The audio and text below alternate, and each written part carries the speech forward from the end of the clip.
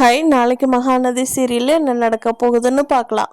விஜயும் காவேரியும் ஃபார்ம் ஹவுஸில் இருக்கிறத நம்ம ராகினி பார்த்துட்றாங்க. பார்த்துட்டு அதை வீடியோ எடுத்து வச்சுக்கிறாங்க. இதையெல்லாம் ப்ரெஸ் மீட்டில் கொண்டு போய் கொடுக்கலாமான்னு கேட்குறப்போ ராகினியோட அப்பா சொல்கிறாரு, ஏம்மா உனக்கு பைத்தியமாக பிடிச்சிருக்கு, புருஷன் பொண்டாட்டி வீடியோ கொண்டு போய் கொடுத்தா நமக்கு தன்மை அசிங்கம் அப்படிங்கிறாரு. ராகினி யோசிச்சுட்டு ஆமான்னு சொல்லி கமெண்ட் இருந்துக்கிறாங்க. நிவின் யமுனாட்ட நம்ம 2 பேரும் வெளியில் போகலாமா, அந்த எக்ஸிபிஷன் நடக்குதுல்ல அங்கே போய் பாட்டு வரலான்னு யமுனாட்ட கேட்குறாங்க.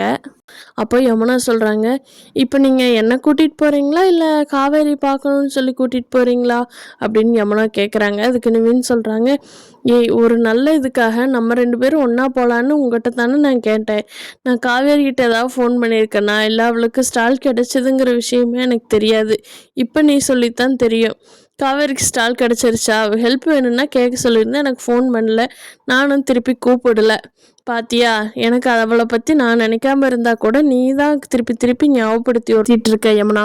நீங்கள் அந்த மாதிரி நடந்துக்க கூடாது நிவின் அப்படின்னு யமுனா சொல்கிறாங்க. 2 பேரும் சமாதானம் ஆகிட்டு ஒரு வழியாக எக்ஸிபிஷனுக்கு கிளம்பிடுறாங்க. யமுனா நம்ம வீட்டில் இருக்கிறவங்களையும் கூட்டிகிட்டு போகலாமான்னு கேட்குறாங்க. நிவினும் ஓகே சொல்லிடுறாரு. வீட்டில் போய் நர்மதா, சாரதா, குமரனோட அம்மா 3 பேர்த்தையும் கூட்டிகிட்டு போகிறாங்க. அங்கே போய் பார்த்தாங்கன்னா இவங்க அப்பளத்தோட ஸ்டாலில் 2-3 பசங்க தான் இருக்காங்க. காவேரியை காணா. சாரதா அம்மாவுக்கு டவுட் வந்துடுது. என்னது, நான் ஆள் அரேஞ்ச் பண்ணியிருக்கேன், இங்கே தான் இருக்கேன், நான் பார்த்துக்கிறேன்னு சொன்னாலே, காவேரி காணமேன்னு சொல்லிட்டு காவேரிக்கு ஃபோன் பண்ணுறாங்க. காவேரி நான் எக்ஸிபிஷனில் தாம்மா இருக்கேன் அப்படின்னு காவேரி போய் சொல்கிறாங்க.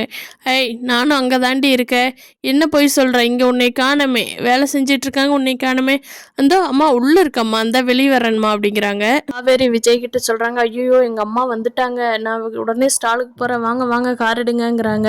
விஜய் இரு பொறுமையாக இரு, நான் சொல்லிக்கிறேன் அப்படின்னு சொல்லி விஜய் சொல்கிறாங்க. பார்க்கலாம் ஃப்ரெண்ட்ஸ், இனி வரப்போகிற நாட்களில் என்ன நடக்குதுன்னு. தேங்க்யூ. நம்ம சேனல் பிடிச்சிருந்தா சப்ஸ்கிரைப் பண்ணிக்கோங்க.